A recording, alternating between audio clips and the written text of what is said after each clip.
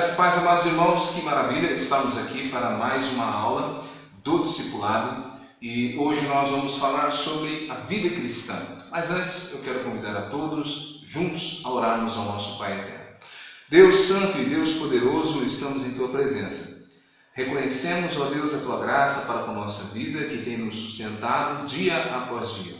Venha, ó Deus Santo e Poderoso, a nos ajudar a ministrar esta aula e também, pelo Teu Espírito, venha dar entendimento àqueles que ouvirem esta mensagem para a Tua glória e louvor. Amém. Meus amados, eu quero convidá-los a abrir a Palavra de Deus na segunda carta aos Coríntios, capítulo de número 5, versículo de número 17. Acompanhe. E assim, se alguém está em Cristo, é nova criatura. As coisas antigas já passaram, eis que se fizeram novas. Agora você é um cristão.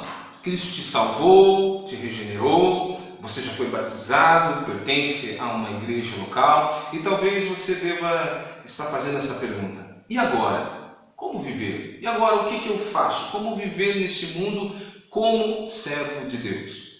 Bem, antes precisamos ter uma observação bastante importante. Nós vivemos num país onde se diz que é composta por uma grande maioria de cristãos. Mas será que isso é verdade? Porque quando nós olhamos ao nosso redor, o que nós vemos é totalmente diferente. Nós vemos assaltos, nós vemos roubos, engano, fraude e a lista vai. Então, se nosso país realmente fosse composto por uma grande maioria de cristãos, esse quadro deveria ser totalmente diferente.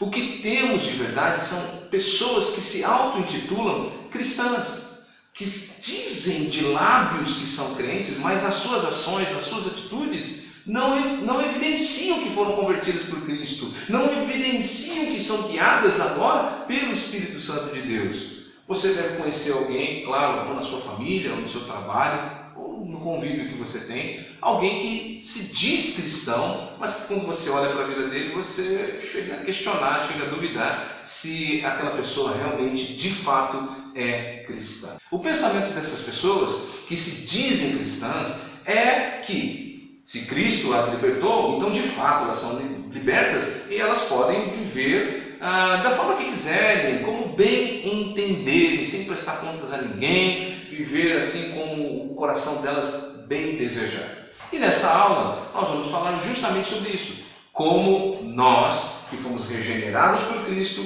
podemos e devemos andar no mundo, nossa conduta cristã.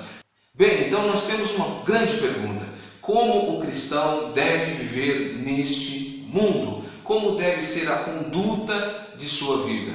A resposta é: nós devemos viver para a glória de Deus. Esse é o pensamento que deve permear toda a vida de um cristão. Esse é o pensamento que deve estar na nossa mente em tudo que viemos a fazer. Estou vivendo para a glória de Deus? Minha vida é para a glória de Deus? Minhas atitudes, meus pensamentos, as ações que eu estou fazendo agora, isso de alguma forma vai contribuir para a glória de Deus? As pessoas que olham para a minha vida, elas podem glorificar a Deus por causa da minha vida, por causa da minha conduta?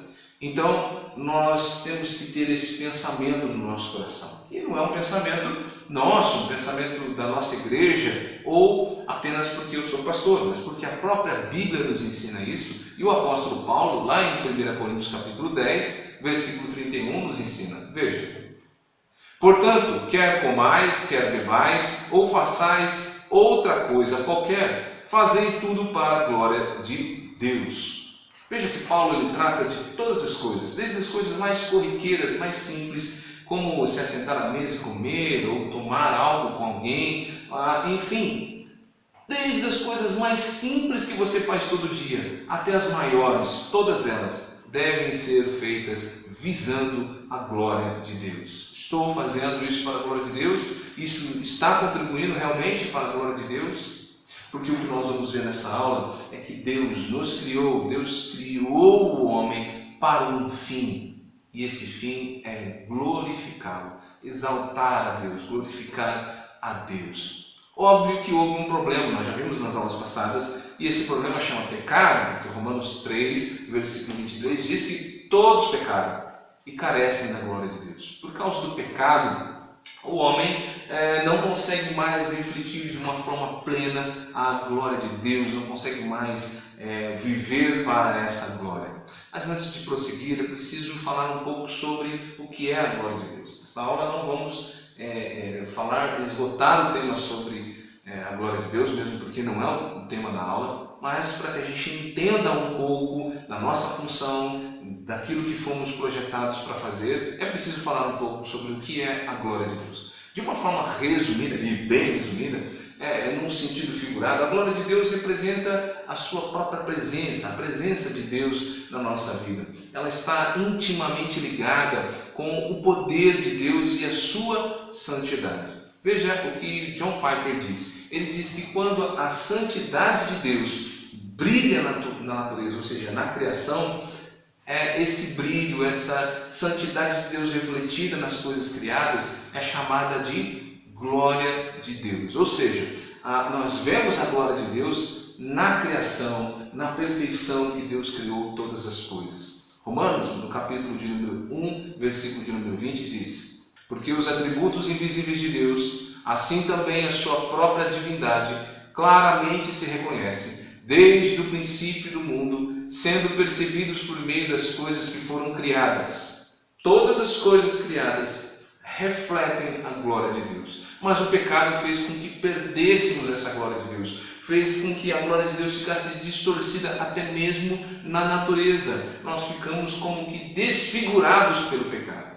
Mas quando Cristo nos alcançou, quando Ele nos resgatou, nos tornando uma nova criatura, Ele nos capacitou a sermos novamente aqueles que refletem a glória de Deus. Nós somos criados para um fim e não podemos esquecer isso. E o fim último nosso é que glorifiquemos a Deus com a nossa vida.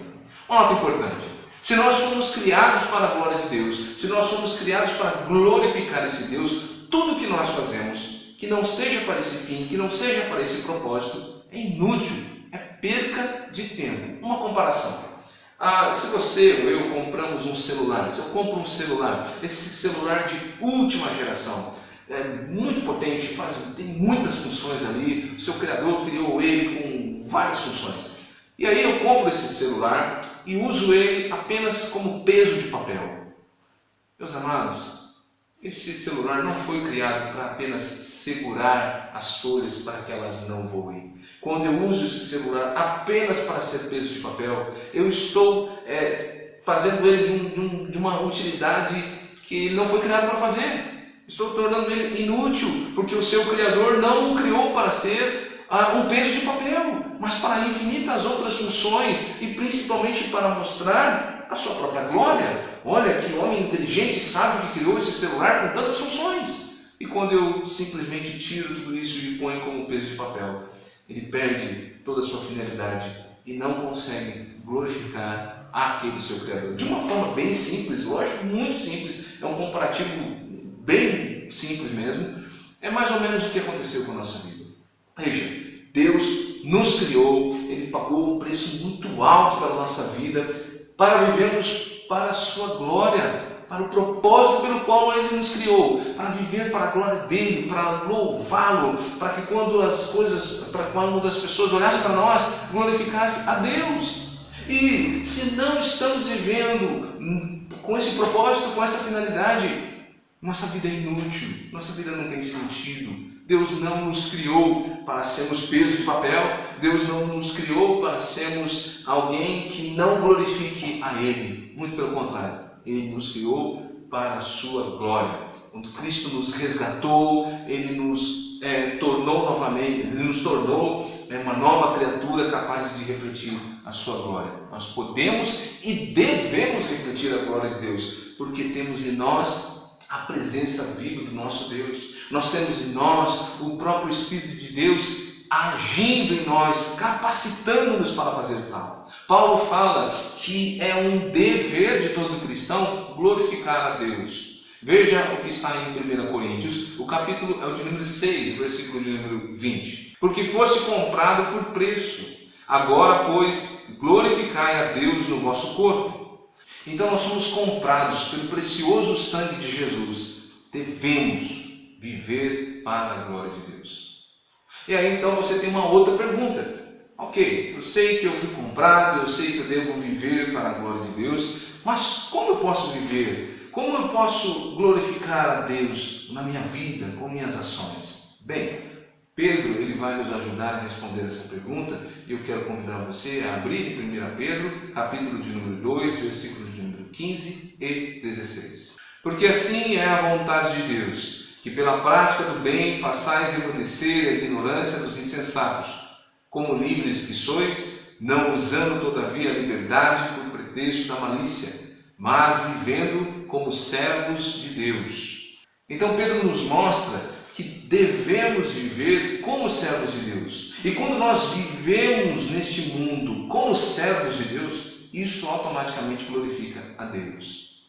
Como é viver como servos de Deus? Uma vida de santidade, que também leva o nome do Senhor a ser glorificado. Amém? 1 Pedro também vai dizer no capítulo de número 1, versículos 15 e 16, o seguinte: mas como é santo aquele que vos chamou, sede vós também santos em toda a vossa maneira de viver, porquanto está escrito, sede santos, porque eu sou santo. Numa sociedade tão corrompida como a nossa, quando nós vivemos uma vida de santidade, o nome do Senhor é glorificado grandemente. Nas nossas ações, na nossa forma de agir, nós temos que mostrar que somos separados para vivermos para Deus, para a sua glória. Uma outra forma de vivermos para a glória de Deus é quando nós temos uma vida frutífera, uma vida que evidencia o fruto do Espírito Santo. Quando nós abrimos lá em Gálatas, no capítulo 5, o apóstolo Paulo está falando sobre as obras da carne e os frutos do Espírito. Nós vemos que o fruto do Espírito, ele é algo que é inerente ao servo de Deus, que nós devemos viver cheios daquele fruto. E é assim que nós glorificamos a Deus, quando na nossa vida, nas nossas ações, no que fazemos diariamente, evidencia esse fruto do Espírito Santo. Deus não é glorificado no dinheiro que você possui. Deus não é glorificado quando nós prosperamos financeiramente. Deus não é glorificado quando você tem riquezas, quando você tem joias, quando você grita, quando você faz rituais religiosos. Isso não glorifica tanto a Deus, quanto termos uma vida que evidencia o fruto do Espírito Santo em nossa vida. Isso sim glorifica ao Senhor de uma maneira mais precisa. E é uma coisa que é inerente ao cristão. Por quê? Porque isso é o que evidencia que somos cristãos também. A palavra de Deus, Mateus mostra que um cristão, ele é reconhecido, ele é autenticado como servo de Deus verdadeiro pelos seus frutos. Olha o que Mateus diz no capítulo de número 7, no versículo de número 16 a 20. Pelos seus frutos o conhecereis. Colhem-se porventura uva dos espinheiros ou figo dos abrolhos? Assim toda árvore boa produz bons frutos, porém a árvore má produz frutos maus. Não pode a árvore boa produzir frutos maus, nem a árvore má produzir frutos bons. Toda árvore que não produz bom fruto é cortada e lançada ao fogo. Assim, pois, pelos seus frutos os conhecereis. Então, temos que ter uma vida que evidencie esse fruto da nossa conversão, frutos de arrependimento, mas acima de tudo, o fruto do Espírito Santo agindo em nós, agindo na nossa vida. Uma outra forma de glorificarmos a Deus é quando nós vivemos não só de palavras, mas de ações, de práticas do Evangelho, práticas da vontade de Deus. Muitas pessoas podem dizer com a boca que pertence a Deus, que amam a Deus, mas somente aquelas que praticam, que fazem a vontade de Deus, essas realmente são as que glorificam a Deus, que evidenciam que são realmente convertidas pelo Senhor. Porque nada desonra mais a Deus quanto uma vida falsa, uma vida de engano, aquela pessoa que diz que é cristão, que diz que foi regenerada, mas não vive como tal. Isso aí desonra a Deus, isso aí envergonha o Evangelho. Mas quando nós vivemos na prática e na obediência à palavra de Deus, isso pelo contrário, honra e glorifica o nome do Senhor. Mateus, no capítulo de número 7, no versículo 21, diz assim: nem todo o que me diz Senhor, Senhor entrará no reino dos céus, mas aquele que faz a vontade de meu Pai que está no céu. Veja bem, não é apenas dizer Senhor, Senhor, não é apenas dizer que você ama ao Senhor, que você deseja ao Senhor, mas é necessário que você pratique, que você obedeça, que você faça a vontade e a palavra de Deus cada dia na sua vida. Tiago também fala isso, que a fé sem obras é morta, né? No capítulo de número 2, o versículo 17, diz assim: assim também a fé, se não tiver obras, por si só é morta. Não há, meus amados, como termos uma vida que glorifica a Deus se essa vida não for verdadeira, não for autêntica, não evidenciar com a nossa prática diária a fé que dizemos ter em Cristo, o amor que dizemos ter a Deus. Se nós vivemos uma vida falsa, isso jamais glorificará a Deus. Meus amados, há muitas outras formas de vivermos para a glória de Deus, de termos uma vida cristã saudável, mas estas eu creio que são suficientes para o início de uma longa e abençoada vida em Cristo Jesus. Nós vemos hoje então que o viver cristão é o viver para a glória de Deus. E vivemos para a glória de Deus quando vivemos em santidade, quando vivemos uma vida cheia do fruto do Espírito, quando vivemos na prática e na obediência à palavra do Senhor. Como novas criaturas que agora vocês são, vocês têm uma ordem e um dever de Deus. Vivam para a glória de Deus. Amém? Vamos orar. Senhor, louvado seja o teu nome e bendito seja o Senhor. Nós te agradecemos pelo ensino desta aula que o Senhor falou aos nossos corações, como nós podemos e devemos viver para a tua glória. Obrigado, Deus, por tudo que o Senhor tem transmitido aos nossos corações. Ajude aos novos convertidos a viver uma vida santa, separada para Ti, glorificando a Ti, ó Deus, nas suas ações, uma vida cheia do fruto do Espírito, vivendo na obediência da Tua palavra. Acompanhe e fortalece-os em cada jornada, em cada passo, a cada dia, para que em tudo o Teu nome seja glorificado em suas vidas. Amém. Amém, meus amados, que Deus os abençoe grandemente e até a próxima aula.